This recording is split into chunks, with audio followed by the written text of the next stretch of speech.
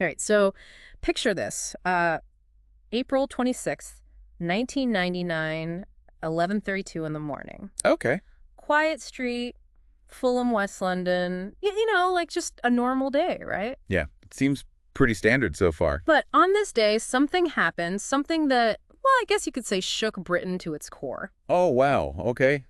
I'm intrigued. Lay it on me. Jill Dando. I mean, arguably Britain's Golden Girls television was murdered right there on her own doorstep. Oh, wow. No kidding. I mean, I guess that's a name that would have been known to pretty much everyone back then, right? Oh, absolutely. I mean, everyone knew Jill Dando. And for her to be murdered like that, well, it just sent shockwaves through the country. Yeah, I bet. Can you remind me exactly what she was famous for? Right. So she was a journalist and a presenter. Okay. I mean, a really respected one at that. But she was also the face of Crime Watch. Crime Watch. Oh, yeah, I remember that show vaguely. Right. So Crime Watch, it was this show where they would, reenact crimes and appeal to the public for information to help solve them. Oh, right. Yeah, I get it. So the irony here is that she's the one helping catch criminals, and then she becomes a victim herself. Exactly. It's like this horrible twist of fate. Yeah, I see what you mean. And the way it happened, it was just so brutal.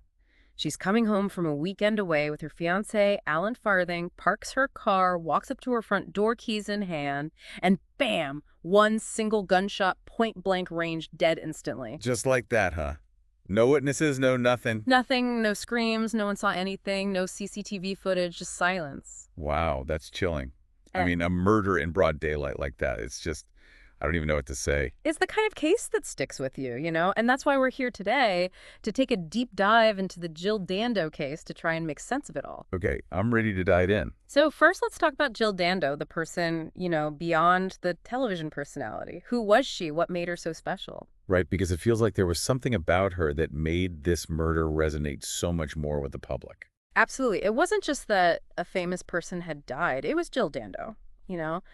And she was, by all accounts, a truly lovely person, elegant, kind, intelligent. She had this warmth about her that just drew people in. Yeah, and that definitely came across on screen, too. Oh, for sure. Yeah. And professionally, I mean, she had an incredible career. She started out in local news and just steadily worked her way up to become this national treasure.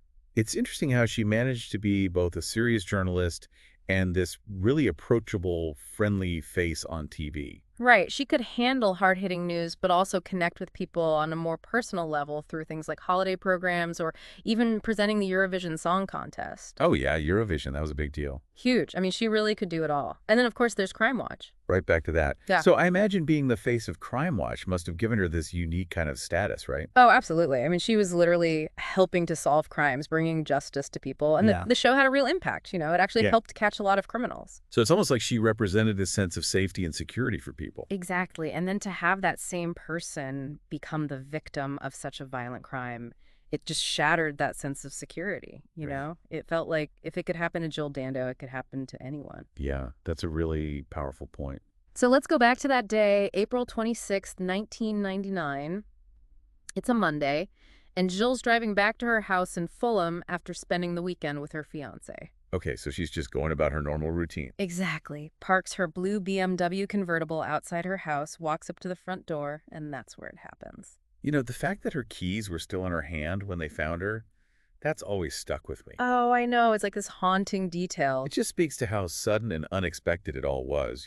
No time to react, no chance to defend herself, just caught completely off guard. And then you have the neighbor, Richard Hughes. He was actually home at the time, but he didn't hear anything unusual. Really nothing at all. Nothing, no gunshot, no screams, nothing. He only discovered her body when he stepped outside a bit later. Wow, so the killer must have been incredibly quick and quiet. Exactly. It all points to someone who knew what they were doing, someone who wanted to get in and out without being noticed. Like a professional almost. Yeah, that's definitely one of the theories we'll get to later. Okay, well, I'm all ears. So as you can imagine, the police were under immense pressure to solve this case. I mean, the media was all over it, the public was demanding answers, and everyone wanted justice for Jill. Yeah, it must have been a really tough investigation, especially with so much public scrutiny. Oh, absolutely. Every little detail was being analyzed, every possible lead was being chased down, and it wasn't long before they had a suspect, Barry George. Okay, Barry George, and what was the connection there? Well, he lived quite close to Jill, and he had a bit of a reputation. Some people consider him a bit of an oddball. He had a history of stalking and some unusual behavior. Okay, so potentially a bit of a loner with some red flags. Right, and the police found a single microscopic particle of gunshot residue in the pocket of a coat at his place. Oh, wow. So that's pretty damning evidence, right? It seemed like it at the time. And based largely on that evidence, Barry George was arrested and charged with Jill Dando's murder. So case closed. Well, not quite. The trial was this huge media spectacle, and there was a lot of debate about whether the evidence was strong enough to convict him. Right, because one tiny speck of gunshot residue that Yeah. doesn't necessarily make him a murderer. Exactly. And there was also the question of motive. I mean, why would Barry George want to kill Jill Dando? Yeah, you'd think there would have to be some kind of connection, some reason. Right, and there really wasn't anything concrete. And in the end, the jury found him guilty, and he was sentenced to life in prison. So they must have believed that the gunshot residue was enough. I guess so, but Barry George always maintained his innocence, and his lawyers kept fighting for him. They appealed the verdict, and after 8 years in prison, he was actually released. Really? What happened? Well, the appeals court ruled that the gunshot residue evidence wasn't reliable enough on its own to secure a conviction. Huh, interesting. So Mhm. even seemingly solid forensic evidence can be open to interpretation. It definitely shows how complex these cases can be. Yeah. And in the end, Barry George was acquitted in a retrial. So after all that time, the question of who killed Jill Dando was still unanswered. Back to square one, basically. And that's where the theories come in, because without a clear culprit, people started speculating about who might have been responsible and why. Okay, so let's hear some of these theories. Yeah. What are we working with? Well, one of the first theories to emerge was the idea of a crazed fan.